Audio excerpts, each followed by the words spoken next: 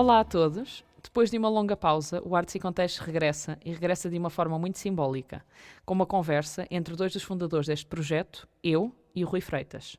Voltamos porque fez sentido voltar, porque há livros que puxam por nós, que nos convocam. E o Portão Vermelho Russo fez exatamente isso. É um novo romance do Rui e, para quem acompanha o mundo jurídico e mediático, o livro traz um prefácio assinado pelo advogado criminalista Miguel Matias.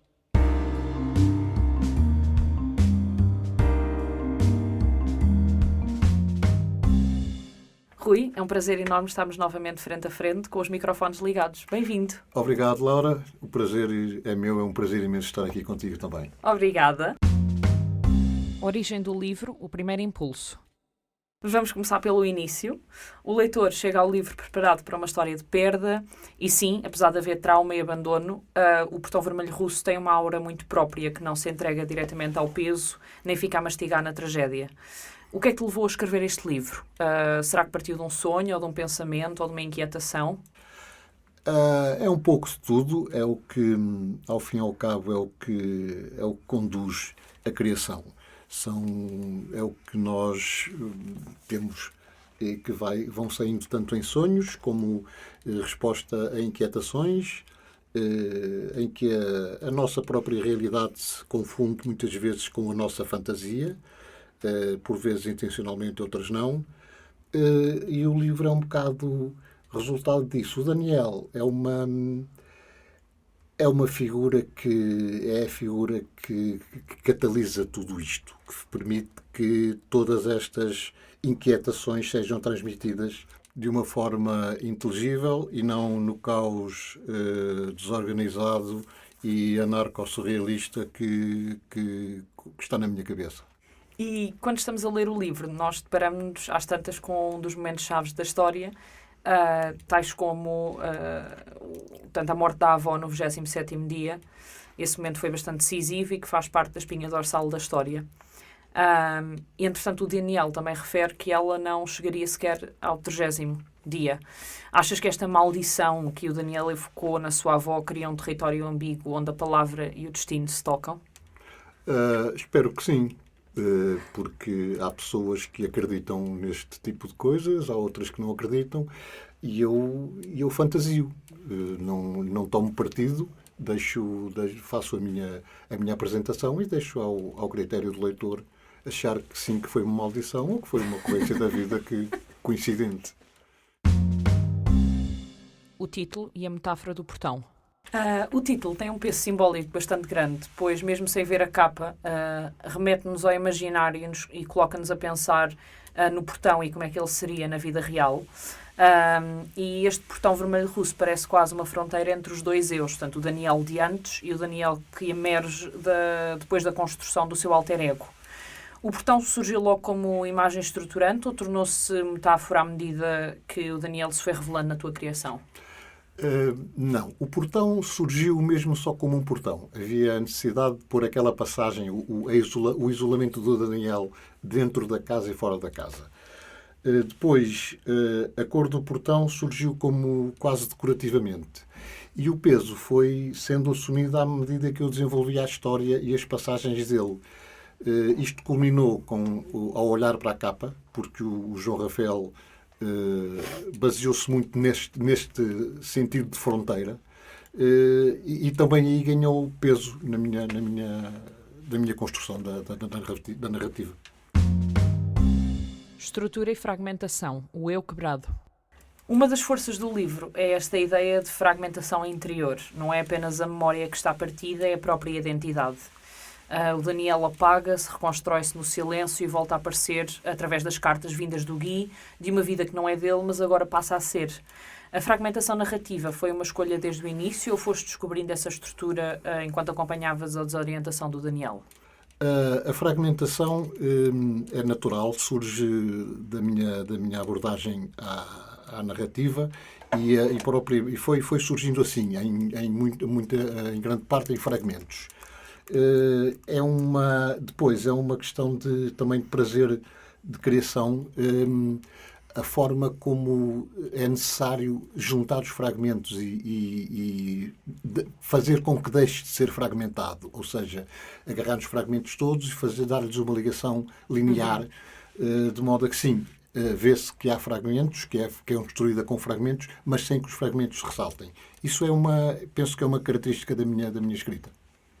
E este novo Daniel, o Daniel que acorda através das memórias do Guy, não como metáfora, mas agora literalmente, quem é que ele é para ti? O Daniel o Daniel é uma situação. É toda a força da narrativa, que é a perda da memória, quando é um assunto que me é muito caro, e que eu penso muito. Penso que o tempo e a memória são as coisas que mais me afetam. E esta questão da perda da memória tem muitas perspectivas. E neste caso quando alguém perde a memória de si próprio, mas não perde a consciência nem nada do que o rodeia, nem da vida em si, nem do passado, só deixa de ser ele próprio. Isto foi um desafio que foi surgindo, a forma como eu abordei a perda da memória, até chegar a este extremo de perda da memória total, de sua consciência de si próprio, foi uma evolução natural. E a perda de consciência de si próprio penso que será um drama muito grande, e foi a minha intenção tentar abordar isso de uma forma, enfim, porque não poética e ficcional, mas com tudo o que o liga à realidade e o que acontece a muitas pessoas. As cartas, voz, terapia e identidade.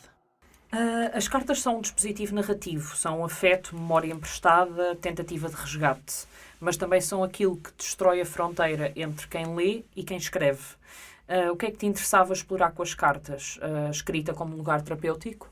Sim, é um lugar terapêutico para o Guy, que de alguma forma quer desconjurar enfim, a perda, entre aspas, do amigo, que custa a entender a forma como ele desapareceu, entre aspas, como se tornou no que se tornou, deixou de ser o que era.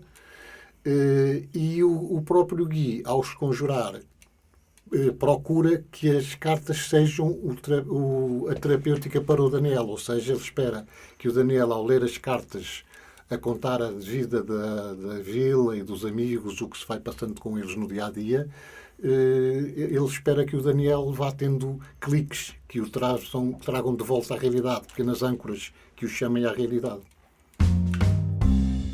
A escrita como sensação, cheiros, ritmo e cor. Há momentos no livro em que quase sentimos a umidade do mato, os cheiros da floresta, os telhados das casas, o calor das tardes na vila. É uma escrita muito sensorial, muito vívida. Isso vem da tua relação com a pintura e com a música? Isso vem da minha relação com a pintura e com a música, e a pintura e a música vem da minha relação com o que me rodeia, com a minha forma de viver. Eu sou muito, muito visual, eu observo tudo, estou sempre a observar, desde criança, que dizem que eu era assim, observava e comentava tudo o que via. Isso veio-se a refletir na minha, talvez, necessidade de desenhar e pintar o que via, também comecei muito cedo, e obviamente que na escrita eu não consigo fugir disso. Também não quero, mas eu acho que é natural. Eu estou a escrever uma cena e não me basta dizer que ele chegou ao jardim e sentou-se num banco. Eu estou a vê-lo chegar ao jardim e começo a ver o jardim, a forma do banco, as árvores que lá estão, as sombras que lá vêm, os caminhos que esse jardim tem, e eu estou a ver isso tudo e então há quase uma necessidade de o expor, de o dar a quem está a ler. Processo criativo. Há livros que se escrevem como quem respira e outros que pedem desmontagem, recuos e pausas. Como é que foi o teu ritmo de escrita para este livro, em específico, em particular? Em relação à tua observação, foi assim, montagens, recuos e pausas. Por coincidência, estou a ler o Morte em Veneza, de Thomas Mann, em que, a dada altura, ele refere que, eu não vou citar exatamente, mas ele, a dada altura, refere em relação a uma obra que é natural que se pense que ela surge como um sopro criativo. mas ao contrário, ela surge de pequenas inspirações, pequenas centelhas, uma atrás da outra ao longo dos dias, que se vão montando umas sobre as outras como camadas ou como peças de um puzzle, até à obra final. E, de facto, é isto que acontece. A inspiração, o livro, a obra está sempre na minha cabeça. Eu ando no dia-a-dia, quando estou a comer, quando estou a lavar os dentes, quando estou a tomar café, está sempre em mim. E então estão sempre a surgir luzinhas, centelhas, brilhos, que eu digo assim, é verdade, vou pôr isto ali. E quando me sento a escrever outra vez, tenho mais aquela camadinha para pôr. E é assim que o livro é construído. Personagens, bondade, silêncio e presenças. Uma coisa que me tocou bastante no livro foi a humanidade das personagens secundárias. A Lininha, o Taborda, a Constância, até o velho advogado. Há uma bondade discreta e até típica destes meios mais pequenos, que funciona quase como colchão para o Daniel, nesta fase mais difícil da vida dele. O que é que te atrai neste tipo de personagens e porquê também a escolha de um ambiente mais contido, mais íntimo, mais marcado pelo silêncio dos lugares? Tudo. Eu gosto muito mais de pessoas bondosas do que das outras. Eu gosto muito mais de lugares pequenos e contidos do que grandes e espaçosos. Gosto muito mais do silêncio do que do ruído. E tudo isso reflete um bocado o meu gosto, como eu gosto da vida. E também havia, neste caso, intencionalmente, eu queria, como se pode notar no livro, eu queria tirar a carga dramática que poderia ter, trágica que poderia ter a vida do Daniel, que desde criança foi acidente atrás de acidente. E eu queria, de algum modo, retirar o peso trágico disto. Então, compô-lo ou decorá-lo com bondade, com familiaridade, com amizade, que tornam as coisas mais bonitas, mais limpas, afastam-nos um bocado e a própria vida do Daniel é um bocadinho mais colorida porque ele vive rodeado de pessoas boas. Exato. Que gostam muito dele. E, intencionalmente, é isso, é como eu gosto que a vida seja, ou gostava que fosse. E há ainda outra figura, o Santiago. Esse estranho que o Daniel encontra e que desaparece sem aviso, tornando-se mais uma perda. Quem é que é para ti o Santiago? Sentes que é uma memória ou uma projeção de alguém ou de alguma coisa? Eu acho que nós todos temos Santiagos na nossa vida ao longo da vida fora. Todos nós temos, e o Santiago é isso para o Daniel, e eu penso que nós temos, todos nós, um Santiago de vez em quando, alguém que nos entra pela vida dentro como um amigo, uma amiga, um namorado, um amante, uma amante, que nós acreditamos em tudo, damos tudo, esperamos receber tudo e achamos que estamos a receber tudo e um dia acordamos, olhamos para o lado e não está lá. Sim. E isto é um choque tão grande como, penso eu, talvez o exagero, isto é um choque tão grande como perder realmente alguém. Sim. Porque nós estamos, às tantas, entregamos tudo a alguém e de repente desaparece. É uma perda enorme. E eu acho que o Santiago representa isso. Foi uma cunha que eu meti aí no meio para há algumas tendencialmente, há algumas imagens que eu tento transmitir, ideias que eu tenho e que tento passar para quem lê. E essa é uma delas. Nós temos todos os Santiagos na nossa vida. E depois há que saber lidar com as saídas dos Santiagos, não é? que nunca são agradáveis. Exato. O design e a capa. A capa do João Rafael funciona quase como uma porta de entrada para o livro. É uma atmosfera, uma sugestão, até mesmo um prelúdio. O que é que sentiste quando viste a capa pela primeira vez e reconheceste o livro, assim que olhaste para a ideia de capa do João? Sim, o João fez muitas capas, suponho eu. Ele diz que sim, eu tenho certeza que sim. E apresentou-me 3. Eu tinha-lhe dito que dava-lhe total liberdade criativa e dava. Eu queria que ele fizesse o que ele... Porque eu sabia que ele ia fazer o que era preciso. Eu não confiava em mais ninguém para fazer o que o João fez e fiquei muito satisfeito. E quando olhei para o que ele me apresentou, disse, ok, é isto. E agora, qual é que vais usar? E ele disse, não, tu é que sabes.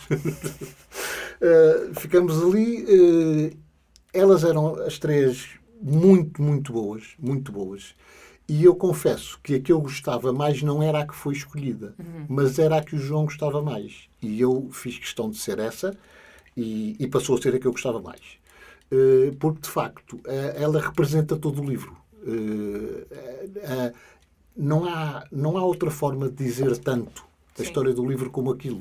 O próprio portão, aquele símbolo em que o Daniel está para lá do portão sentado no tronco, Como o João bem diz, o Daniel está para lá do portão ou está para cá? Pois, não dá para perceber. Ele está dentro, É dentro ou está fora?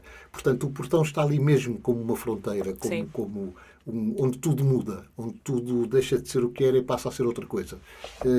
A capa está fantástica e eu, quando olhei para elas, para as três, disse, ok, é isto.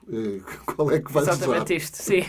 Mas tu acho que já tinhas falado anteriormente que a capa, esse portão era inspirado num portão verdadeiro. Este portão é inspirado no portão da casa da minha avó materna. Ok. Que é uma casa, aliás, a casa da avó do Daniel é inspirada nessa casa da minha avó materna, uma casa nos arredores do Porto, uma casa assim em pedra, granítica, uma casa velhinha, muito confortável e maravilhosa. Esses elementos estão lá todos, aquela cozinha inspirada nisso, aquele armazém que há à entrada, o tanque, toda a casa, aliás, é a única... Há duas coisas em todo o livro que são inspiradas em coisas reais e as pessoas, algumas reconhecerão. A casa da minha avó não. E a instituição, a entrada da instituição. Quem conhecer vai ver que se inspira ligeiramente na entrada do Liceu Filipe de Lencastre, da Escola Secundária Filipe de Lencastre. Aquela entrada grande, a escadaria pelos laterais, as entradas por baixo para as traseiras da escola. Depois de alguns elementos que a afastassem, como aquele teto altíssimo com uma claraboia lá em cima, isso não existe no Filipa, mas sim, a entrada da instituição e a casa da minha avó são os elementos reais, digamos assim, do livro. Tudo o resto, como também já disse, a vila foi toda criada por mim. Sim. Memória, retorno e identidade. Há uma frase da sinopse que fica bastante colada nas nossas cabeças. O Daniel foi procurar o Daniel. E, de facto, há uma busca profunda aqui, uma busca por si, pela infância, pela verdade. Este romance é, sobretudo, o quê para ti? Uma libertação, uma reconstrução ou até mesmo a ida às origens para perceber o que é que se perdeu? Uma libertação, eu acredito que qualquer obra de arte é uma libertação. E não é fugir à resposta, mas de facto, sim, é uma libertação. E também porquê? Porque o Daniel vai procurar o Daniel é um bocado o que penso eu que nós fazemos, ou por mim falo, tenho feito a vida toda, é a andar à minha procura.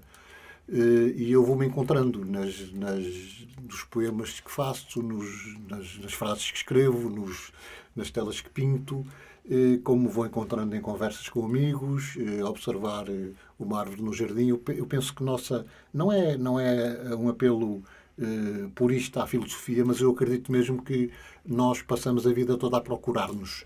Pelo menos aqueles de nós que vivem, porque há muitos que sobrevivem, aqueles de nós que vivem passam a vida a procurar-se. E é um bocado isso, é um bocado a ideia que eu quero transmitir com essa sinopse. E se tivesses de deixar uma única pergunta na cabeça do leitor no momento em que fecha o livro, qual seria? Bom, a mais simples era quando é que ele vai escrever o próximo.